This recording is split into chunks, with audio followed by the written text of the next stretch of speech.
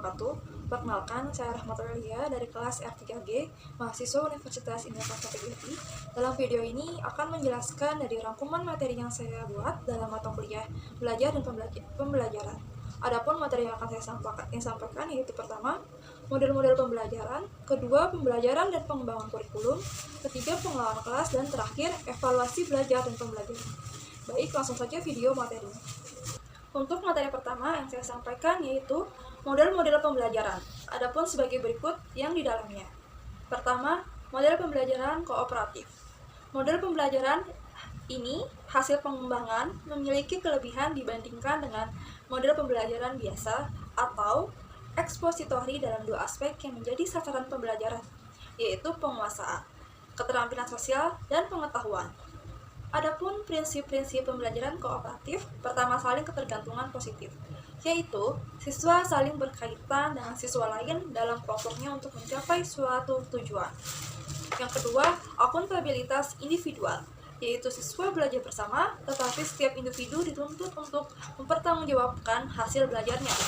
Ketiga, interaksi promotif. Di antara sesama siswa, yaitu kegiatan kognitif dan interpersonal, siswa secara dinamis terjadi karena setiap siswa mendorong siswa lainnya untuk belajar. Dan keempat, keterampilan kolaboratif, ialah keterampilan siswa dalam mendengar siswa lain, memecahkan konflik, mendukung dan memotivasi siswa lain, mengambil inisiatif, menunjukkan ekspresi senang manakala siswa lain berhasil, dan mampu mengkritisi ide gagasan siswa lain atau bukan mengkritisi orangnya. Ada juga unsur dan ciri-ciri model pembelajaran cooperative learning. Pertama, komunikasi antar anggota. Kedua, evaluasi proses kelompok. Ketiga, saling ketergantungan positif. Keempat, tatap muka. Kelima, tanggung jawab perseorangan. Adapun juga tujuan dari pembelajaran kooperatif yaitu hasil belajar, akademik, toleransi, dan penerimaan terhadap keragaman pengembangan dan keterampilan sosial. Yang kedua, dari materi model-model pembelajaran diantaranya ciri-ciri pembelajaran pendekatan komunikatif, yaitu mengutamakan makna sebenarnya daripada tata gramatikalnya. Yang kedua, adanya kegiatan komunikasi fungsional dan interaksi sosial yang saling berkaitan. Yang ketiga, pembelajaran berorientasi pada pemerolehan kompetensi komunikatif, bukan ketepatan gramatikal atau pemahaman untuk dapat diterapkan dalam kehidupan sehari-hari. Yang ketiga, pembelajaran diarahkan pada modifikasi dan peningkatan murid dalam menentukan kaidah bahasa lewat kegiatan berbahasa atau learning by doing. Materi pembelajaran berangkat dari analisis kebutuhan berbahasa pembelajaran. Dalam pembelajaran ini memiliki langkah-langkah pembelajaran pendekatan komunikatif, seperti pertama, tahap persiapan. Guru perlu merumuskan tujuan pembelajaran dan menyiapkan berbagai strategi yang berhubungan dengan pokok bahasan yang diajarkan. Yang kedua, tahap pelaksanaan. Guru menyajikan materi pelajaran dengan memanfaatkan pendekatan komunikatif, sehingga menarik perhatian siswa dalam proses belajar mengajar, sehingga pembelajaran berlangsung efektif dan efisien. Yang ketiga, tahap evaluasi. Guru mengadakan evaluasi materi pelajaran yang lebih menekankan pada aspek kognitif dan afektif. Ada pula hambatan dalam implementasi pembelajaran pendekatan komunikatif. Guru seringkali mengalami hambatan saat mengimplementasikan pembelajaran dengan pendekatan komunikatif. Maka diantaranya yaitu siswa masih tampak malu dalam mengemukakan pendapatnya, kurang lancar dalam bercerita atau berbicara, dan belum meruntutnya struktur kalimat. Selanjutnya, bahasa Indonesia yang digunakan banyak yang tidak sesuai dengan kaidah. Yang ketiga, mencari materi yang cocok untuk semua siswa dan yang menarik perhatian mereka. Keempat, membutuhkan waktu yang lebih banyak dalam penerapan pembelajaran dengan pendekatan komunikatif ketika dalam kelas. Dan terakhir, bagian dari materi model-model pembelajaran yaitu model pembelajaran berbasis masalah. Adapun yang mencakupnya yaitu model pembelajaran berbasis masalah dan langkah-langkah implementasinya. Model pembelajaran membutuhkan penyelesaian nyata dari permasalahan yang nyata. Menurut Trianto 2007 nomor 67, yaitu menurut kejadian berdasarkan masalah, merupakan model pembelajaran yang didasarkan pada banyaknya permasalahan yang membutuhkan penyelidikan autentik, yakni penyelidikan yang D-Way. Model pembelajaran yang berdasarkan masalah ini adalah interaksi antara stimulus, respon, hubungan antar dua arah belajar dan lingkungan. Dalam model ini, siswa mengejarkan permasalahan yang autentik dengan maksud untuk menyusun pengetahuan mereka sendiri, mengembangkan inquiry dan keterampilan berpikir tingkat tinggi, mengembangkan kemandirian dan percaya diri. Trianto 2007 pada 67-68 halaman. Dan terdapat juga ciri-ciri model pembelajaran berbasis masalah, yaitu A. Permasalahan merupakan langkah awal dalam pembelajaran. B. Permasalahan yang diangkat adalah permasalahan yang nyata yang membutuhkan perspektif ganda. C. Permasalahan menantang pengetahuan yang dimiliki dan membutuhkan identifikasi kebutuhan belajar baru. D. Belajar pengarahan diri menjadi utama. E. Pemanfaatan sumber pengetahuan yang beragam. F. Belajar adalah kolaboratif, komunikasi, dan kooperatif. G. Pengembangan keterampilan inquiry dan pemecahan masalah. Sama pentingnya dengan penguasaan isi pengetahuan untuk mencari solusi dari sebuah permasalahan. H. Keterbukaan proses dalam proses belajar mengajar meliputi sintesis dan integrasi dari sebuah proses belajar. Dan I. Proses belajar mengajar melibatkan evaluasi dan review pengalaman siswa dan proses belajar. Untuk pembahasan berikutnya, saya akan menjelaskan mengenai pembelajaran dan pengembangan kurikulum dari mata kuliah, belajar, dan pembelajaran sebagai berikut. Pertama, yaitu pengertiannya. Secara etimologis, kurikulum berasal dari bahasa Yunani, yaitu kurir, yang artinya pelari, dan kurer, yang berarti tempat berpacu. Jadi, istilah kurikulum berasal dari dunia olahraga pada zaman Romawi kuno di Yunani, yang berarti jarak yang harus ditempuh oleh pelari dari garis start sampai finish. Dalam bahasa Arab, kata kurikulum yang biasa digunakan adalah manhaj, yang berarti jalan terang yang dilalui manusia pada berbagai bidang kehidupan. Adapun definisi menurut istilah sebagaimana dikemukakan oleh S. Nasution ialah suatu rencana yang disusun untuk melancarkan proses belajar mengajar di bawah bimbingan dan tanggung jawab sekolah atau lembaga pendidikan beserta staf pengajaran. Istilah pengembangan kurikulum sebagaimana disebut di atas mencakup dimensi yang luas. Pengembangan kurikulum merupakan istilah yang komprehensif yang meliputi perencanaan, implementasi, dan evaluasi. Perencanaan kurikulum yaitu langkah terdepan dalam membangun kurikulum ketika pekerja kurikulum membuat keputusan dan mengambil tindakan untuk menghasilkan rencana yang akan dipakai oleh guru dan siswa. Berdasarkan pendapat di atas, dapat disimpulkan bahwa pengembangan kurikulum adalah proses memaksimalkan pelaksanaan kurikulum dalam mencapai tujuan pembelajaran yang ditetapkan sebagaimana dalam kurikulum yang ditetapkan pemerintah setelah dilaksanakannya dalam waktu tertentu. Itu dia pengertiannya. Selanjutnya ada model-model pengembangan kurikulum sebagai berikut. Pertama, administratif atau administrative approach, yaitu pendekatan pertama sebagai pendekatan pengembangan kurikulum dengan sistem komando dari atas ke bawah atau top down. Pendekatan ini disebut pendekatan top down karena pengembangan kurikulum muncul atas inisiatif para pejabat pendidik dan bersifat sentralisasi dan perintah langsung dari atas ke bawah, semacam garis komando. Pendekatan ini juga disebut Landstaff model, artinya pelaksanaan suatu program berdasarkan garis perintah. Kedua, pendekatan akar rumput atau grassroots approach. Pendekatan ini merupakan kebalikan dari administrasi, di mana pengembangan kurikulum dimulai dari inisiatif yang muncul dari guru sebagai tenaga pendidik dan ujung tombak di lapangan, kemudian disebarluaskan pada tingkat yang lebih luas. Pendekatan ini sering juga dinamakan pendekatan pengembangan kurikulum dari bawah ke atas atau bottom up. Yang ketiga yaitu model Taylor. Model Taylor menitik beratkan pada bagaimana merancang suatu kurikulum yang disesuaikan dengan tujuan dan misi suatu institusi lembaga pendidikan.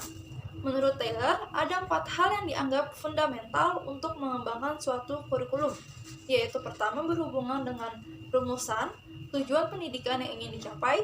Kedua, berhubungan dengan proses pengalaman mengajar, terutama dalam menerapkan bahan ajar atau materi untuk mencapai tujuan. Yang ketiga, berhubungan dengan pengorganisasian pengalaman belajar. Dan keempat, berhubungan dengan pengembangan evaluasi. Model Hilda. Model Taba lebih menitik beratkan pada bagaimana mengembangkan kurikulum sebagai suatu proses perbaikan dan penyempurnaan kurikulum. Pada prinsipnya, terdapat 5 langkah pengembangan kurikulum menurut model Hilda atau Tabat.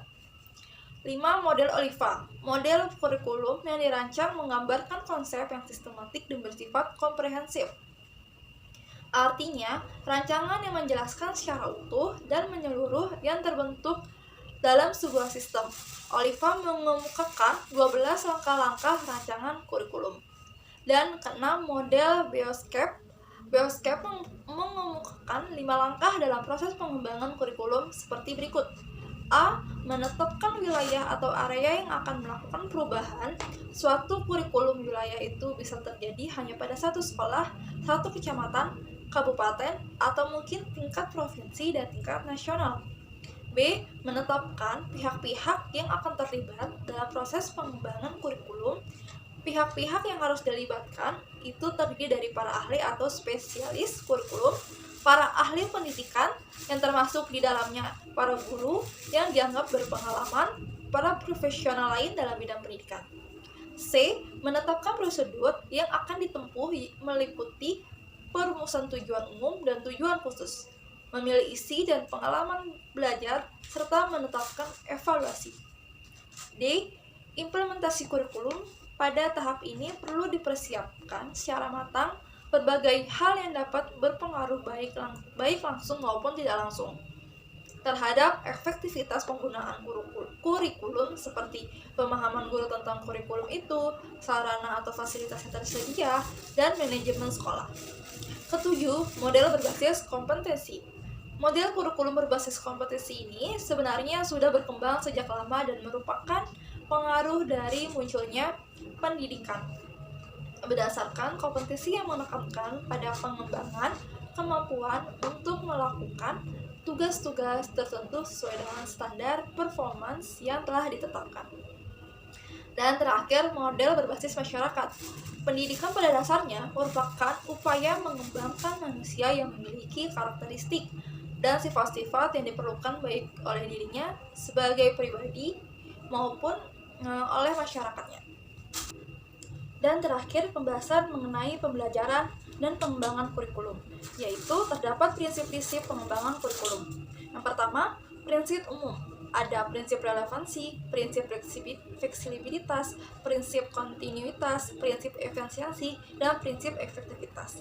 Lalu ada prinsip khusus. A. Prinsip berkenaan dengan tujuan pendidikan. B. Prinsip berkenaan dengan pemilihan isi pendidikan. C. Prinsip berkenaan dengan pemilihan proses belajar mengajar. D. Prinsip berkenaan dengan pemilihan kegiatan penilaian. Masuk materi ketiga dari mata kuliah belajar dan pembelajaran, yaitu pengelolaan kelas. Adapun pembahasannya yaitu dari pengertiannya. Pengertian pengelolaan kelas terdiri dari dua kata, pengelolaan dan kelas. Pengelolaan sendiri berasal dari kata kelola ditambahi awalan P dan akhiran A. Istilah lain dari pengelolaan adalah manajemen. Manajemen berasal dari bahasa Inggris yaitu management, yang berarti ketatalaksanaan, tata pimpinan, pengelolaan. Pengelolaan kelas dalam bahasa Inggris sering disebut dengan classroom management. Pengertian pengelolaan atau manajemen pada umumnya mengacu pada kegiatan-kegiatan yang meliputi perencanaan, pengorganisasian, pengarahan, pengorganisasian pengawasan, dan penilaian.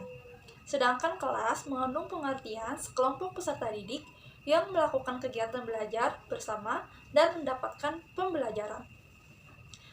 Selanjutnya, ada tujuan dari pengelolaan kelas. Di antara tujuan pengelolaan kelas pada hakikatnya sudah tergantung pada tujuan pendidikan. Secara umum, tujuan dari pengelolaan kelas adalah penyediaan fasilitas bagi bermacam-macam kegiatan belajar siswa dalam lingkungan sosial, emosional, dan intelektual dalam kelas. Fasilitas yang disediakan itu memungkinkan siswa belajar dan belajar. Tercapainya suasana sosial yang memberikan kepuasan, suasana disiplin, pengembangan intelektual, emosional, dan sikap, serta apresiasi pada siswa. Jamara 2013, Suharsi Mewarkonto dalam Jamara 2013 berpendapat bahwa tujuan pengelolaan kelas adalah agar setiap anak di kelas dapat bekerja dengan tertib sehingga tercapai tujuan pengajaran secara efektif dan efisien. Pembahasan terakhir yaitu mengenai komponen keterampilan pengelolaan kelas sebagai berikut. Pertama, keterampilan yang berhubungan dengan penciptaan dan pemeliharaan kondisi belajar yang optimal atau bersifat preventif. Keterampilan ini berhubungan dengan kompetensi guru dalam mengambil inisiatif dan mengendalikan pelajaran serta aktivitas-aktivitas yang berkaitan dengan keterampilan. Kedua, keterampilan yang berhubungan dengan pengendalian kondisi belajar yang optimal. Keterampilan ini berkaitan dengan tanggapan guru terhadap anak didik yang berkelanjutan dengan maksud agar guru dapat mengadakan kegiatan remedial untuk mengembalikan kondisi belajar yang optimal. Itu dia pembahasan mengenai pengelolaan kelas. Masuk dalam materi terakhir, belajar dan pembelajaran, yaitu evaluasi belajar pembelajaran yang ada di dalamnya sebagai berikut. Pertama, definisi atau pengertiannya. Evaluasi belajar dan pembelajaran adalah proses untuk menentukan nilai belajar dan pembelajaran yang dilaksanakan dengan melalui kegiatan penelitian atau pengukuran belajar dan pembelajaran. Dengan adanya evaluasi, peserta didik dapat mengetahui sejauh mana keberhasilan yang telah dicapai selama mengikuti pendidikan. Pada kondisi di mana siswa mendapatkan nilai yang memuaskan, maka akan memberikan dampak berupa suatu stimulus motivator agar siswa dapat lebih meningkatkan prestasi. Dan di dalam evaluasi belajar memiliki tahapan pelaksanaan. Evaluasi proses pembelajaran seperti penentuan tujuan, menentukan desain evaluasi, pengembangan instrumen evaluasi, pengumpulan informasi atau data, analisis dan interpretasi, dan tindak lanjut. Serta evaluasi belajar memiliki prinsip evaluasi menurut Casley dan Hart serta Gallup, yaitu menggambarkan bahwa evaluasi harus dilaksanakan dengan prinsip sebagai berikut. Derajat kesasihan alat ukur harus benar-benar dapat dipertanggungjawabkan, objektivitas harus diwujudkan dan tanpa aplikasi terhadap kriteria yang dipakai. Keteradaan alat ukur yang dipakai harus mencerminkan batas ilmiah yang jelas. Kepraktisan dalam arti mudah dilaksanakan, tidak menuntut prosedur dan alokasi waktu juga biaya tinggi. Kesederhanaan berarti mudah dipakai, mudah didapat, tidak rumit, serta dapat dimengerti dengan cara sesederhana. Kesaksamaan dalam arti kecermatan dan sistematika yang digunakan mencerminkan kebenaran yang tinggi. Tentunya pasti memiliki tujuan, yaitu secara umum tujuan evaluasi pembelajaran yang utama untuk menciptakan kegiatan belajar mengajar yang lebih baik dari sebelumnya.